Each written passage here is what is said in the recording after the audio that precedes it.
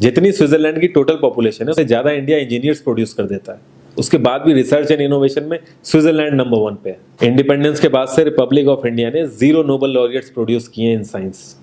USA ने 100+ कर दिए। ASER की रिपोर्ट के हिसाब से 83% एजुकेटेड इंडियंस एम्प्लॉयबल ही नहीं है।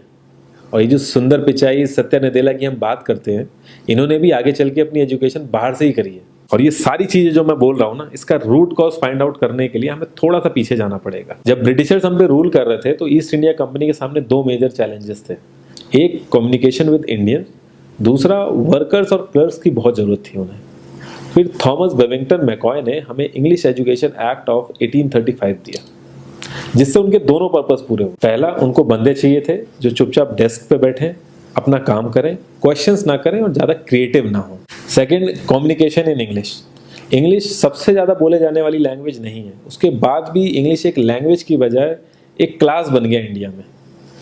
रशिया, चाइना, फ्रांस, ये सब जगह इतना ऑब्सेशन नहीं है इंग्लिश को लेके जितना इंडिया में है। पुअर कम्युनिकेशन बोला जाता है अगर आपकी इंग्लिश अच्छी नहीं है, जबकि इंग्लिश ना आने का मतलब है कि आपको कोई और लैंग्वेज आती है। 5 साल पुराना iOS भी आज की डेट में आउटडेटेड माना जाता है।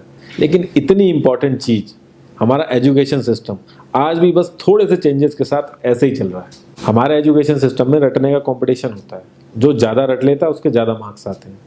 अब 95% जिसके संस्कृत में आए हैं वो भी संस्कृत नहीं बोल पा रहा है। और बेसिक हिस्ट्री होने की बजाय इतनी मोटी मोटी किताबें हैं हिस्ट्री की जिसका कोई मतलब नहीं है। अगर आज की डेट में आपको कुछ भी पता करना, आप गूगल से पता कर लोगे, उसके लिए आपको याद करने की जरूरत नहीं है इतना कुछ। और ये गवर्नमेंट स्कूल में हर क्लास में इंग्लिश का सब्जेक्ट है।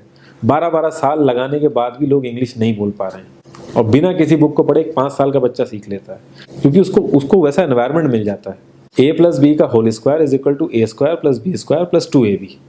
इसका रियल लाइफ में क्या यूज है किसी को नहीं पता, न प्रिंसिपल, न टीचर, न बच्चे, बस पढ़ाई चले जा रहे हैं। हो सकता है इसका कुछ मतलब हो, लेकिन आप ट्राई करके देख लेना, किसी को नहीं पता।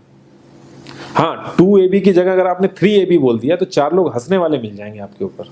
किंडरगार्टन में जो बच्चों को सिखाने के लिए टेक्निक यूज होती है वो लाख गुना अच्छी है कॉलेज की वो रटने वाली टेक्निक से। और जिन बच्चों के बहुत ज़्यादा नंबर आते हैं ना, जो वो छुपा छुपा के एग्जाम में लिखते हैं, आप देखोगे जब वो रियल लाइफ में जाते हैं ना तो ज़्यादातर क्रम्बल करते हैं वो। हर किसी को सेम सिलेबस और सेम चीज़ सिखाई जाती है बिना उसकी कैपेबिलिटी देखे।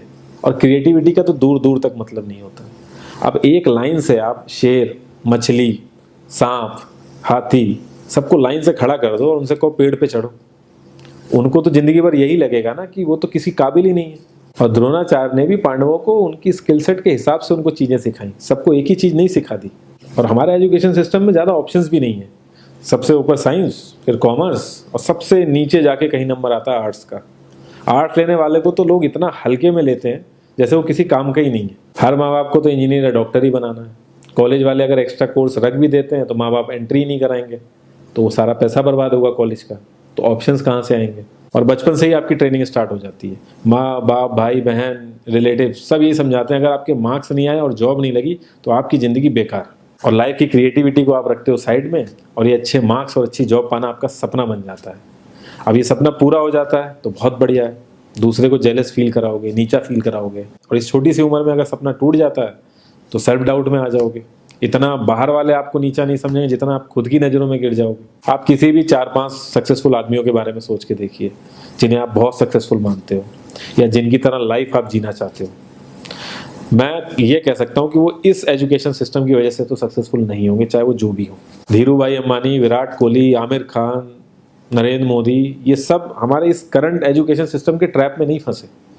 इन्होंने खुद सीखा, खुद एजुकेट हुए और खुद आगे बढ़े। किसी कंपनी के सीईओ को अगर ये कहा जाए कि आप अपनी कंपनी के सारे डिपार्टमेंट में इंटरव्यू दीजिए, तो कोई गारंटी नहीं है कि वो सारे डिपार्टमेंट के इंटरव्यू निकाल लेगा।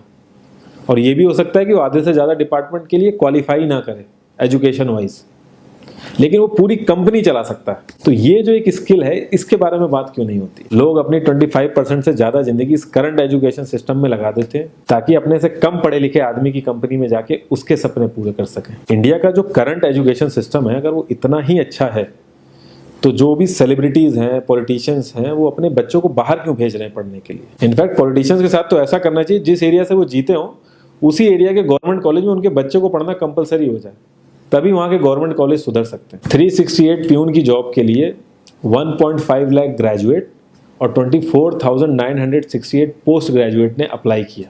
मैं IAS PCS की तो बात नहीं करता हूँ, वो तो एक पैशन की बात होती है, लेकिन कुछ लोग 5-5, 6-6 साल से तैयारी कर रहे हैं कि कोई भी गवर्नमेंट जॉब मिल जाए उन्हें। उनसे पूछोगे क्यों ऐसे इतने टाइम से लगे हुए हो, तो वो एक ही चीज़ बोलेंगे कि जॉब सिक्योर है। मतलब आप काम नहीं भी करोगे तो आपको निकाला नहीं जाएगा।